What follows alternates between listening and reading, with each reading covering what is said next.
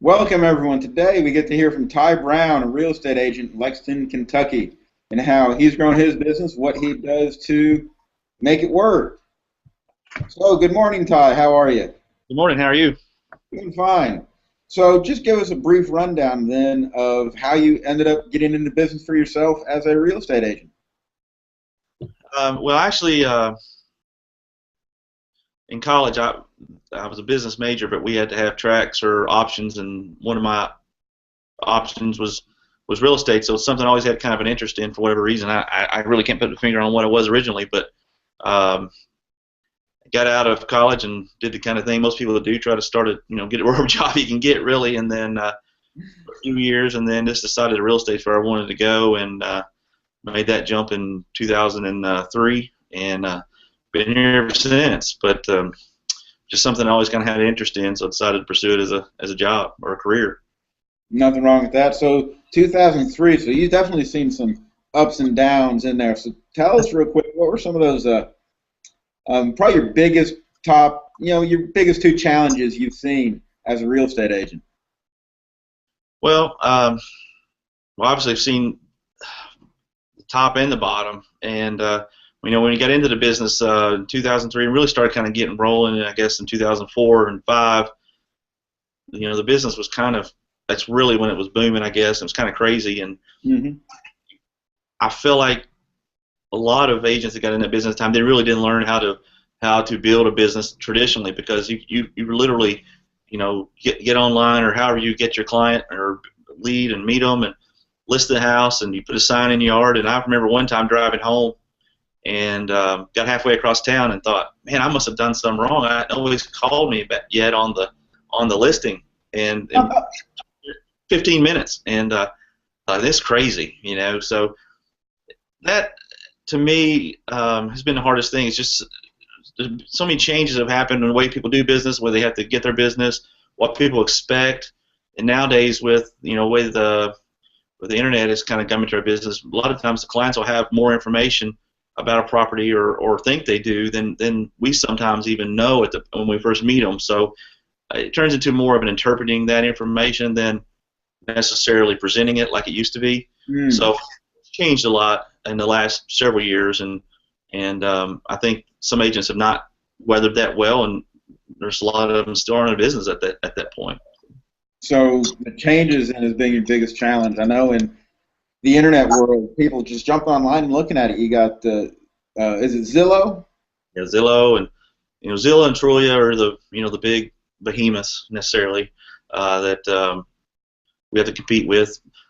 A lot of the times the problem with those is they're out there and they're available, but the accuracy of the information sometimes is not what it, and they even acknowledge that, and it's still important to have somebody to interpret that information that they get, because again, for instance, my home, the Zestimate, which is what Zillow calls the value estimate of the house, I put mine on there a couple years ago to kind of see how it works, and it can vary tens of thousands of dollars in a month, and there's been times I've been like, man, I wish I could get this for my house. It'd be great, and it just, and then some days you're like, yeah, okay, well, I don't want to settle for that, So that information, it's very important to have somebody that you can take that information to and help them analyze it and interpret it and make sure that you're working off good real numbers, which are in real estate really hyper local. It's what happens on your street in your neighborhood, as opposed to what happens in California or Minnesota or whatever. All right. So you've seen the industry change from being one of more transactional sort of stuff to more educational of the seller or buyer, I guess, either one. Yeah, I think so. And to be fair, technology's changed our business in ways too. I mean, not often. I'm trying to think even the last time that really happened. Do you take somebody out, a new buyer, for instance? You don't take them out and show them. My record in one day is 43 houses. I showed one buyer 43 houses one time, and a lot of times you can narrow a lot of those down before you even meet, which saves everybody a little bit of time, and I think that helps because again, buyers and sellers to come in with more information, but again, it's making sure that it's the right information. So during those downtimes, I know you probably ran into cash flow. I've worked with realtors, I know several realtors, and it seems cash flow is one of their bigger issues just in real estate because you may go, not selling any houses in 2 months to selling like 10 in 1 month. So how do you handle some of those issues that crop up? That, that's really I mean, and anybody that tells you that's not a problem or they've got it figured out is probably lying to you a little to some degree. But that is a big thing with us. Typically, your buying season here in Kentucky, we're a 4-season state, so the buying seasons here are really March to August, Mm-hmm. are the busy times, and then you still have transactions and buyers and sellers in those other months, but that's your busy, super, super, super busy times. And the ups and downs of it, if an agent or a new agent special or even an existing agent that's been in it, you try to figure out how to kind of smooth out the peaks and valleys. I mean, and to do that, you just have to remember when you're busy not to stop doing the things you've got to do to, I hate the word prospecting, but you still have to find people to do business with, and you have to keep that going even when you're busy. And that's the hardest thing to keep doing. And it takes a while to learn, and it's all about your systems, and quite frankly, it doesn't matter how good you think you are at it, it's you still struggle with it. Everybody does. Oh yeah, it can definitely be a struggle for a lot of folks.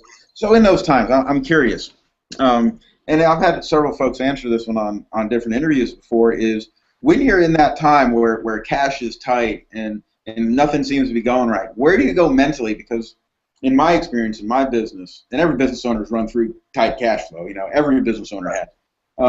Where do you go mentally? For me, it's about the mental game. How do I play that mental game to make sure I win the tight cash flow situation? So for you, how do you overcome those moments where you're, biting your fingernails, wondering if you can make your bills this month?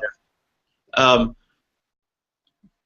have a family, and so that adds add a layer of pressure, I think, Yeah. responsibility. But mentally, I mean, you have to just kind of remember why you're doing it, and again, anybody be lying to you if they say they didn't get into the business to make money. I mean, that's why we do it. But what your reason for doing that really is I use the story a lot. Why do you get in the business? Why you do it? First time you sell your first house to a first-time home buyer, and see how excited they are and how big of a change that makes in their life, and you give them the keys and they're just real excited. That makes you feel good, And for a family that like I use these guys as an example. He had relocated his job to New York, had a young family, and couldn't commute back and forth and didn't see them, and they wanted me to sell their house. And the day that we actually sold the house, I could just see that I made a difference there, and I felt like I did my job. And sometimes you just have to keep that in your back of your mind. That's why you do it, and there is some struggles there. Any job, anything worth doing is going to have some struggles, but you have to just remind yourself why you do it outside of the money, and then remind yourself that you got to get up off your butt and go do the things you got to do to make some money. And then remember those good times. I can do it, because everybody gets it in their head. Sometimes they get beat up and get down, have a couple bad things happen, and they start questioning their abilities. I guess you said to remember, I've done this before, and I know what I'm doing, and go from there. I know. I've run into that. I know my coaches helped me through that a lot. In fact, I was just on a call this morning with some of my clients, and we were talking about that why. My favorite video that deals with that is Simon Sinek's "Start with Why." It's on TED Talks, and I'll include a link to it here on the video for people to click through and watch it. Great video, and that is probably the most important strategy for anyone looking into business is why. Why am I going to get up? What makes this a worthwhile venture for me? Because you're right, it's not about the money. Absolutely. Nobody cares about the money. Some people do, but it's really why do I want the money? What really is it that does it for me? Right. That's a great tip right there. I'm also a broker too, so I've got agents, and we do the training with the agents, and that's the one thing I tell them is, you want to be that. The why is obviously a big question, but you want to be that one thing for your clients, and the one thing has to come from something besides the money. It has to be the one thing you want to do is do whatever job they've hired you to do, and you have to remember that. So yeah. I was just talking to another guy this morning. We were talking about running through a dream builder on why is it you want to change and grow. What's the real reason? Right. It's such a powerful thing to figure out. When someone has that figured out, it's amazing what they start to accomplish at that point. So I mean, that's a great way to phrase that. I loved how you said that. So if you had to narrow down probably your top two strategies that you use on a consistent daily basis, both mentally or personally or to grow your business, what would your two number one strategy you'd like to share with fellow business owners? You have to take control of your time and schedule. Try to schedule a day. And in our business, and as we found out last week, you just never know what's going to blow up, and when it's going to blow your schedule all out. You'll think you've got the day all figured out. So you have to be really careful with and prioritize your time. And that, I started using a scheduling where I block out time for follow-up and time for prospecting, and I actually have a block in there called VIP client time, and if that means basically I'm not working in real estate unless they are a VIP, somebody very important, and that to me, what constitutes a VIP is somebody that I've done business with in the past, because I really consider that heavily, or somebody that has been referred to me from somebody that I've done business with in the past. So if I'm out showing properties on Saturday or Sunday, my business, that's a good chance that's where they came from, and I take that really seriously. So you have to be careful every time. You have to manage it. The other one is just to. It's easy to say, hey, make sure everybody knows who you are and what you do, but it's hard to make sure that everybody knows what you do, and you have to let everybody that knows anybody know that you're in the business. And I try to market the Ty Sales Houses thing throughout all my time in business, and a lot of clients, that's all they remember. They don't remember what company I was with or who I even am. They remember Ty Sales Houses. They wanted to name our softball team we sponsored Ty Sales Houses one time. This was a joke. And so you're looking at branding, and you hit a big one on there is time. How do you manage your time? What do you do for block off your time? I'm a huge fan of a default diary and time blocks. Yep. If it's not on my schedule, then I'll find another spot for it for the day. I'm not going to take the emergency calls, and then servicing your key clients, the ones that are your big ones. That's great. And as a broker, you have to prioritize that too with your agents and with your office and things like that too. I mean, they're trying to grow their business, so you have to give them, treat them just like you would a client. Sometimes that's hard to do, especially in the peak seasons when you're busy, but that's very important. So, in your opinion, is it better to be a broker or an agent? What do you think? I think both are. Very good choices for somebody, but as a broker, you have to be willing to help other people, and have to be willing to give up some of what you would produce on your own sometimes to let them, maybe pass it to them or help them with time and trading your time, and you have to have that attitude. And salespeople, a lot of times, especially in our business, are pretty competitive, pretty aggressive, and type A type of people, and they don't translate a lot of times to good managers or good brokers. And that they may be an awesome agent, but a crappy broker. And maybe some people think that of me. I don't know, but that's something you have to figure out if it's your personality or not. And as an agent, if not being out there and not being able to consistently prospect and talk to new people, if that's not your thing, but maybe running something is or helping other people, sometimes they can translate to being a manager or a broker. Just case by case, but both of them are pretty rewarding. I mean, if you do them. Oh, yeah. But I was just curious about the difference you saw, and I think you hit it right on the head. As a broker, it's more about team and not yourself, and you got to worry about making money for the team, because that's how you make more money, I would say, as a broker, is getting your team to produce more. So it's helping it's helping your agents create their career. I mean, I wish that I had been in a place where that was more of the way of doing business when I started. It was kind of do your own thing, and which is fine. It helped, and I did it. And maybe that was my style at the time. But if I had to do it all over again, I would have probably found a place where there was support and help, and Not necessarily giving you anything, but just there to help you with the questions and problems and stuff that you have. Oh, wonderful, wonderful. That support is fantastic. So if you could boil down your last, you said 2003 when you started? Yeah. So if you could boil down the last 11 years of your life experience, business experience, everything all told, what would be your top two pieces of advice for someone looking to going into business, regardless of what it is, going into business in general? Well,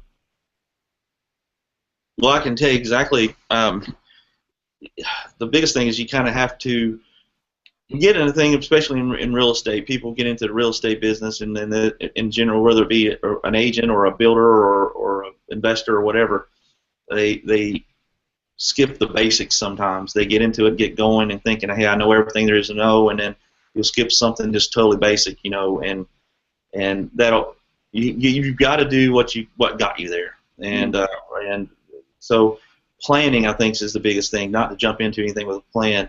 A good example would be if it's an investor, somebody wanting to get into the investment business, they go to an auction and they think, I'm going to pay $100,000 for this property, and they kind of get into it, get going, and the bidding gets them up to 105, 106, 107.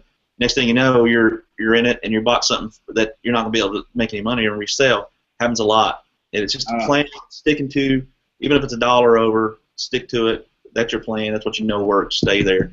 And the other thing is to go into it with a plan. Have a business plan that you're going to do, and listen to the people that have done it before you. I don't think anything new has ever been. I've not seen the new big thing in real estate that's changed. I've been doing this for however long. Nothing's been like, oh God, that's it. It's the same stuff that they were doing in the caveman days probably. It's just doing the things that you got to do consistently, and being honest with yourself about doing them, and not trying to blame other people for it. But you got to do that is having a plan. Nobody but yourself can make that plan happen and be accountable to it. Oh, that's excellent. So plan and accountability is, yep, hit that right on the head, I think. Those are great things for every business. I mean, it doesn't matter if it's real estate or construction or pharmaceuticals. Those are worldwide basic principles in business. Well, Ty, I do appreciate your time today. If you want to learn more about Ty, just check out the website link. It's down in the description right there. So, Ty, thanks again for your wonderful interview here and the great feedback. I'm sure it'll help out a lot of businesses. I appreciate it. And, if anybody out there is watching and wants to move to or knows somebody wanting to move to Lexington, Kentucky, then just remember Ty Brown's your man, and Lexington, Kentucky Real Estate, that's what we do. So. Excellent. Ty sells houses, right? Sells houses, that's right. .com. There you go. Have a great day, Ty. Appreciate it. All right, buddy. Thank you.